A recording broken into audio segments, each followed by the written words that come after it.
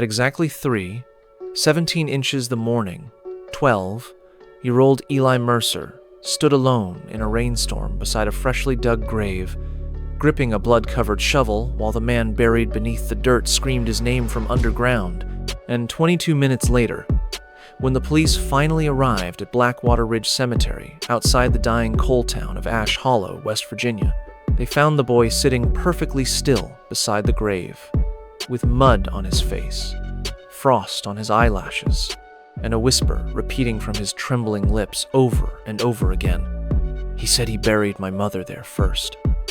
The case would later become one of the most disturbing unsolved revenge crimes in state history, not because of the body they discovered beneath the dirt, but because of the second grave hidden underneath it. 3 days earlier, Eli Mercer had still looked like an ordinary kid, small for his age, pale, quiet, constantly wearing the same oversized gray hoodie, even in warm weather. But people in Ash Hollow always said there was something unsettling about him after his mother disappeared. The town itself looked like it had been abandoned halfway through a storm. Rotting wooden homes leaned toward cracked roads, old mining equipment rusted beside empty lots, and every night, thick fog rolled down from the Appalachian hills until the entire valley looked drowned in smoke. Everyone knew everyone there, which meant everyone also knew every secret, every affair, every overdose, every beating hidden behind closed doors. Eli lived with his mother, Rachel Mercer, in a trailer at the edge of town near the old train tracks. Rachel worked night shifts at a roadside diner called Marlowe's Stop, while Eli spent most evenings alone listening to police scanners and drawing maps of the woods around Ash Hollow in a notebook nobody was allowed to touch. People said Rachel changed after her husband Caleb died in a mining accident 6 years earlier. Some nights, neighbors heard her screaming during nightmares. Other nights, they saw bruises on her arms she blamed on falling at work. But 2 months before the cemetery incident, Rachel Mercer vanished without warning. Her truck was found abandoned beside Miller's Creek, with the driver door open and her purse still inside. Police called it a likely suicide after tracking footprints toward the water, but no body was ever recovered. Sheriff Tom Grady closed the investigation in less than 10 days. Most people accepted it. Eli never did. After Rachel disappeared, Eli stopped speaking almost completely. At school, he sat alone, staring at security cameras mounted in hallways. Teachers noticed he kept drawing the same image repeatedly in black marker, a man standing beside a hole in the ground.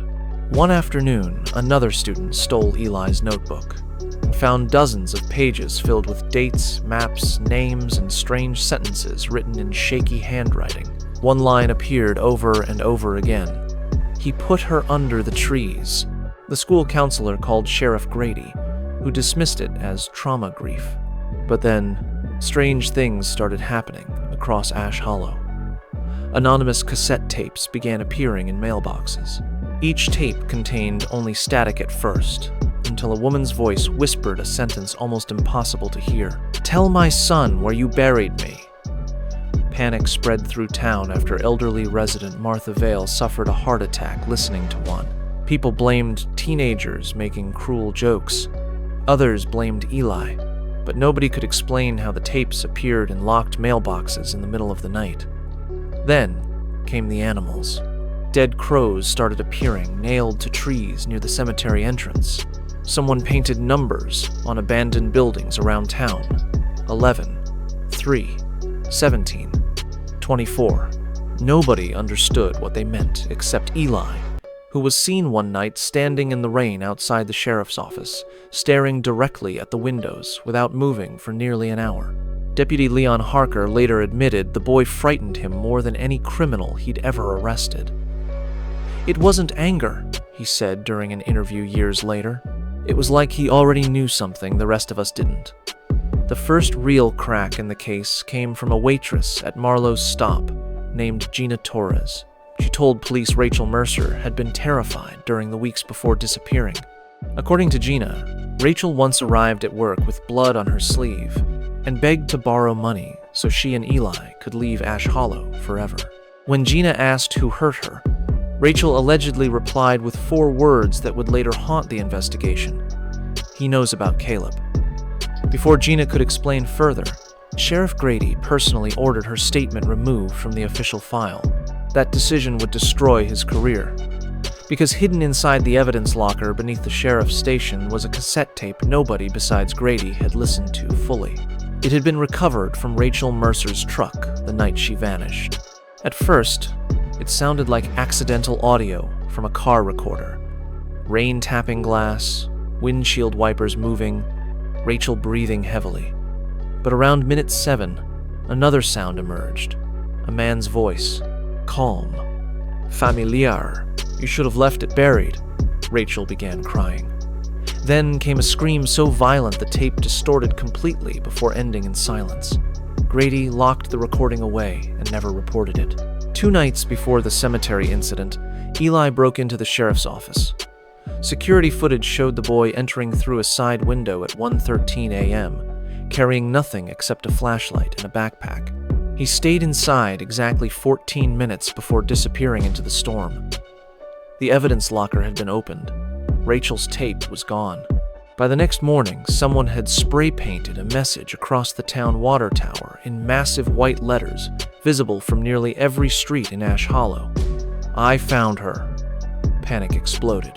Parents kept children home from school. Rumors spread that Rachel Mercer's ghost haunted the woods. Then Deputy Harker received a phone call at 2:41 a.m. from a payphone near Blackwater Ridge Cemetery. When he answered, he heard only heavy breathing and dirt being shoveled before Eli's voice quietly said, "You need to come now." The line disconnected.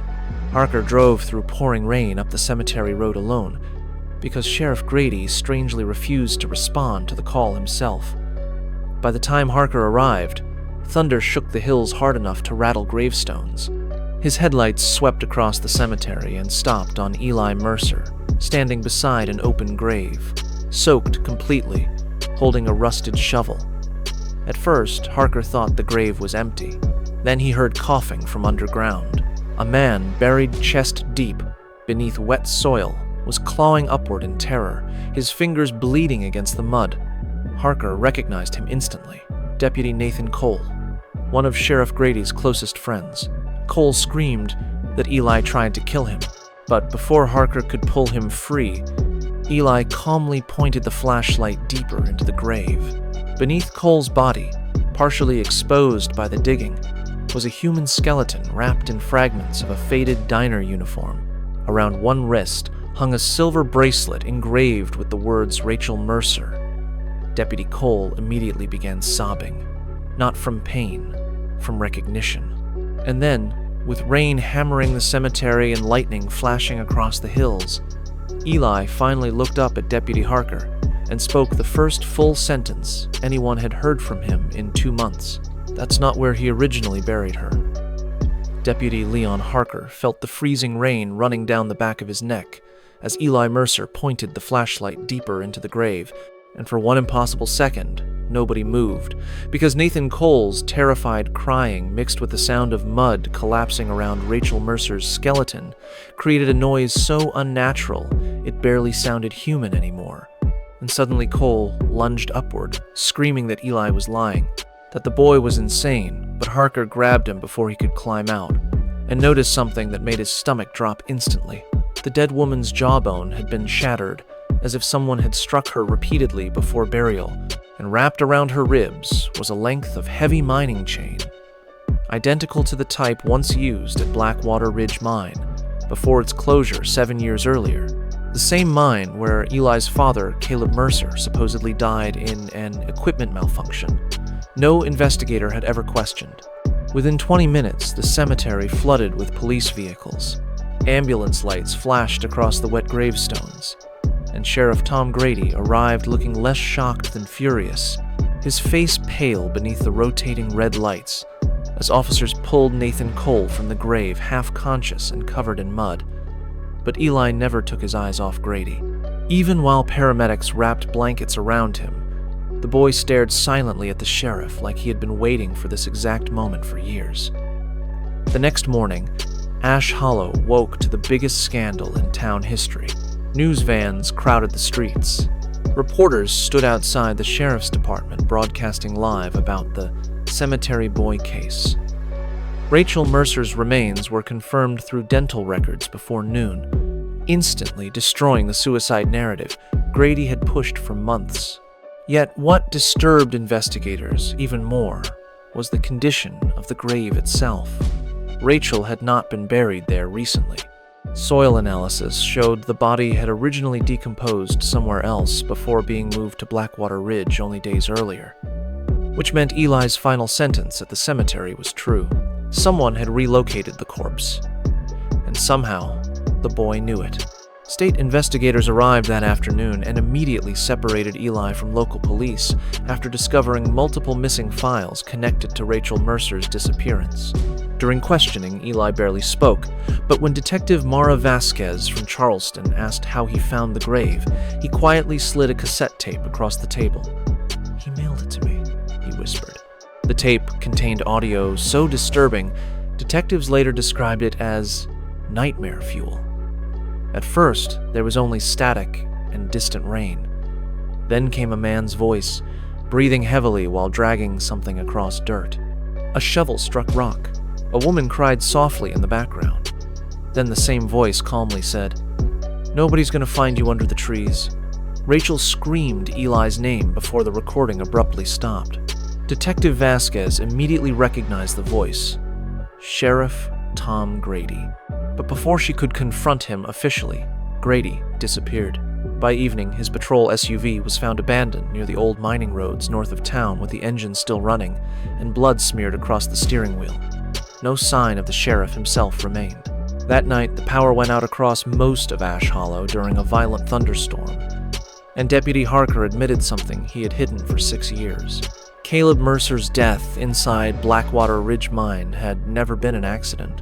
According to Harker, Caleb discovered evidence that several town officials, including Sheriff Grady and Deputy Cole, were running a secret operation through the abandoned mine tunnels after closure.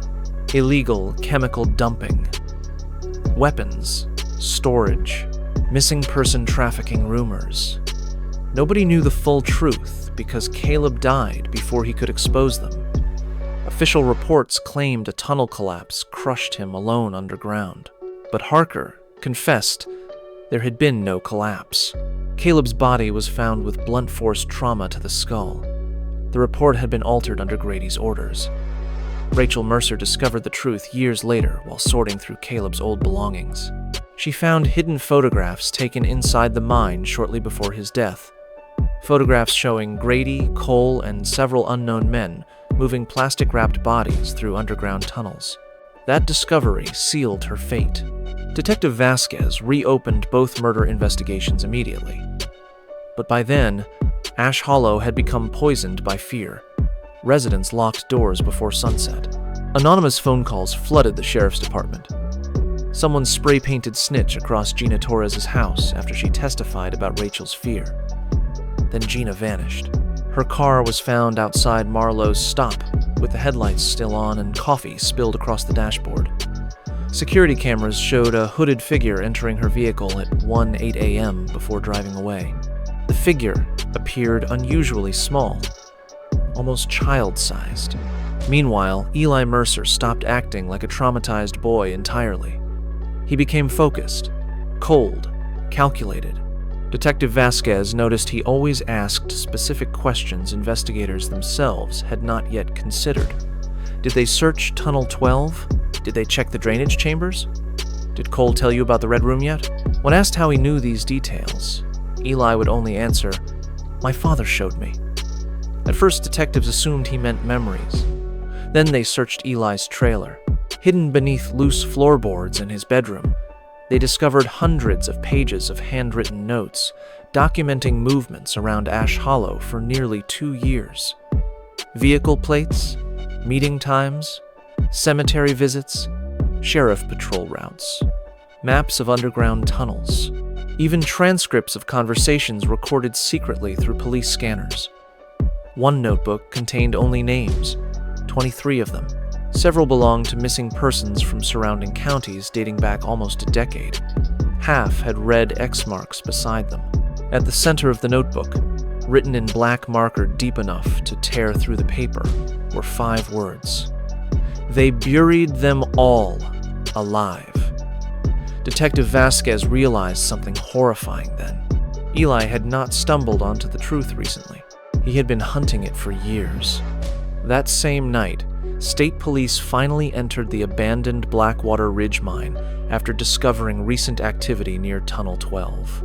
Officers described the underground tunnels as suffocatingly hot despite freezing weather outside. Deep inside the mine, they found old generators still running, fresh footprints in the mud, stacks of chemical barrels, and a locked steel door hidden behind collapsed timber supports. The smell behind the door was unbearable. When officers forced it open, several vomited instantly. The room contained dozens of VHS tapes stacked floor to ceiling beside rusted hospital beds bolted to concrete. Bloodstains covered the walls. Chains hung from ceiling hooks. And in the far corner sat Gina Torres, barely alive, her wrists bound with mining cable as she whispered repeatedly that the sheriff went crazy. But the worst discovery came moments later. One detective inserted a VHS tape into an old television found in the room.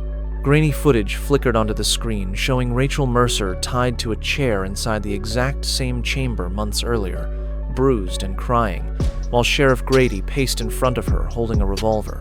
Nathan Cole stood beside him. Rachel begged them to let Eli go. Then Grady said something that froze every officer in the room. "Your son already knows too much." The tape cut suddenly to static. Gina Torres later revealed Grady believed Caleb Mercer had hidden evidence somewhere inside the mines before his death. Evidence capable of exposing everyone involved in the trafficking operation. Rachel had spent years secretly searching for it. When Grady discovered this, he abducted her, but Gina insisted Rachel was not killed immediately. She was kept alive underground for days while Grady tried forcing her to reveal Caleb's hiding place. According to Gina, Rachel never talked. Instead, she kept repeating the same sentence until the night she died. "My son is watching you." Around 2:30 inches the morning, while investigators searched deeper inside Tunnel 12, all power inside the mine suddenly failed. Complete darkness swallowed the tunnels instantly, then came screaming through police radios. Officers became separated underground. One deputy later claimed he heard children crying from sealed tunnels. Another swore someone whispered his name inches from his ear, despite nobody being nearby. Flashlights flickered violently as officers scrambled through collapsing corridors trying to escape. Then Detective Vasquez found something hidden behind a loose rock wall at the tunnel's deepest point, a narrow chamber barely large enough to stand inside. And in the center sat an old metal lunchbox covered in dried mud. Caleb Mercer's name was scratched into the lid. Inside the box were photographs, cassette tapes, financial records, and one final item wrapped carefully in cloth. Sheriff Grady's missing revolver covered in fresh blood. But before Vasquez could examine it further, a voice echoed through the darkness behind her. Calm, familiar. You should have left it buried. She turned slowly toward the tunnel entrance and saw Sheriff Tom Grady standing there, soaked in blood, holding Gina Torres hostage with a knife against her throat, while Eli Mercer stood silently beside him in the shadows, his face completely expressionless. And then Grady smiled at Detective Vasquez and said the words that changed the entire case forever. "Ask the boy what really happened to his father." In that suffocating silence inside Tunnel 12, with dripping water echoing like distant footsteps, and Gina Torres trembling under the blade of Sheriff Grady's knife, Detective Mara Vasquez felt the entire case collapse into something far darker than murder, because Eli Mercer didn't react the way a child should not fear, not shock, not rage, but a calm stillness, as if he had been waiting for this exact sentence for years. And when Grady repeated slowly, "Ask the boy what really happened to his father," the mine itself seemed to hold its breath. Eli stepped forward just enough for the flashlight beam to hit his face, revealing eyes that looked exhausted far beyond his age. And in a voice so quiet it barely carried, he said, My father didn't die in this mine. He became part of it. For a moment, nobody moved. Then, the lunchbox in Detective Vasquez's hands slipped slightly as she remembered what was inside Caleb Mercer's blood-stained revolver, photographs of underground tunnels, and financial ledgers tying Sheriff Grady, Deputy Cole, and others to something that was never just illegal dumping or trafficking, but a systematic burial operation spanning years. But what she didn't yet understand was why Caleb Mercer's name appeared not only in evidence, but carved into walls deeper inside the mine, like warnings written by someone who knew they would never leave alive. Grady tightened his grip on Gina and laughed softly, almost tired, like a man finally relieved to stop pretending. "You still don't get it," he said. "Your mother found out first, but your father made a mistake nobody else did. He kept copies." Eli's hand slowly moved toward his pocket, pulling out something small wrapped in cloth. When he opened it, it was a second cassette tape, older, warped, labeled in Caleb Mercer's handwriting, "If you are listening, it means I didn't make it out." Vasquez felt her stomach drop because she realized this tape had never been part of the official investigation. Eli had it all along. Grady noticed it too, and for the first time, his composure cracked slightly. "Where did you get that?" he snapped. Eli didn't answer. Instead, he pressed play. The sound that filled the tunnel was not static, but Caleb Mercer's voice, calm at first, then trembling as machinery roared in the background. If they found this, it means Grady didn't stop at Rachel. He's been using the mine since before the closure. Bodies don't disappear here. They get redistributed. A metallic crash echoed on the tape, followed by Caleb whispering something that made every officer in the tunnel freeze. "They're not just burying people, they're mapping them." The recording ended abruptly. Gina started crying uncontrollably, and Grady finally lost control, dragging her backward deeper into the tunnel as he shouted that Caleb Mercer ruined everything, that he was never supposed to investigate, that the mine wasn't just a dumping ground but a controlled system where missing people were never meant to be found because the town itself depended on their disappearance. Eli followed them into the darkness, without hesitation. Vasquez shouted for backup, but her radio only returned static. The tunnel lights flickered once, then died completely, plunging everything into pitch black, except for the weak beam of her flashlight shaking in her hand as she moved deeper, hearing footsteps multiplying around her. Unsure anymore who was chasing who. Then she heard Eli speak again, somewhere ahead, closer than before. "You told her it was suicide," he said calmly. Grady's voice snapped back, panicked now. "Your mother was never supposed to leave that diner that night. She saw the wrong ledger." A violent sound followed metal striking stone, and Gina screamed as something fell. Vasquez rounded a corner and saw Grady kneeling, blood on his hands, no longer holding Gina, who had collapsed unconscious against the tunnel wall. Eli stood directly in front of him now, holding the revolver from the lunchbox, not shaking, not hesitating. Grady laughed again, but weaker this time. "Go ahead," he whispered. "Shoot me, and nothing changes. There are still names, still tunnels, still people above me." Eli's finger hovered over the trigger, and for a second, it looked like history would end right there. But then Eli said something nobody expected. "I'm not here to kill you." Silence swallowed the tunnel. Even Grady looked confused. Eli lowered the gun slightly and continued, "I'm here to make sure you remember everything before they bury you where you buried them." And that's when the ground beneath them rumbled. Not from nature, not from collapse, but from deep inside the mine where old detonator lines, forgotten for years, suddenly came alive with a faint, mechanical ticking sound, echoing through the tunnels like a heartbeat. Grady's expression changed instantly. Fear replaced arrogance. "No," he whispered. "You wouldn't." Eli looked at him one last time and said, "You taught me where everything is buried."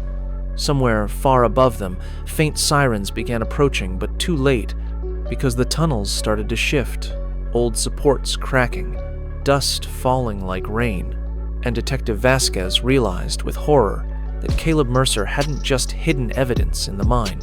He had designed it, so the truth would eventually collapse everything around it. Grady grabbed Eli suddenly, desperate, shouting that he didn't understand, that Caleb had planned all of this after his death, that the system wasn't just corruption, but control built into the mine itself. But before he could finish, Eli triggered the detonator. A blinding flash erupted deep within Tunnel 12 as shockwaves tore through the underground corridors, sending a deafening roar through stone and steel. Vasquez barely managed to pull Gina and crawl toward the exit as the mine began collapsing behind them, screaming voices swallowed by falling rock and dust. The last thing she saw before darkness consumed everything was Eli standing perfectly still in the center of the collapsing tunnel, watching Sheriff Grady disappear into the falling earth without expression, as if completing something long written in his mind.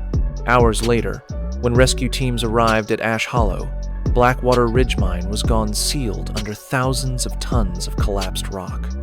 No bodies were recovered. Official reports listed Sheriff Tom Grady as missing, presumed dead. Deputy Nathan Cole was never found. Gina Torres survived but never spoke again about what she saw underground, and Eli Mercer was never officially located. The town tried to move on. The mine was closed permanently. New leadership took over. Files were sealed. But 2 weeks later, Detective Vasquez received a final envelope with no return address. Inside was a single photograph taken inside Tunnel 12 before the collapse. It showed Sheriff Grady standing in front of a wall covered in names. But this time, new names had been added in fresh handwriting. At the bottom of the photo was a handwritten note. Not from Caleb Mercer. Not from Grady. From Eli. It read, "Now they're all buried where they belong." And on the back of the photograph, faintly visible under light, were coordinates leading somewhere outside Ash Hollow where another tunnel system had reportedly been discovered years earlier, but never investigated. The case was officially closed. But every winter, when storms hit West Virginia and thunder rolls through the hills, residents near Blackwater Ridge still report something impossible. The sound of digging beneath the ground, slow, deliberate, as if someone is still finishing what was started.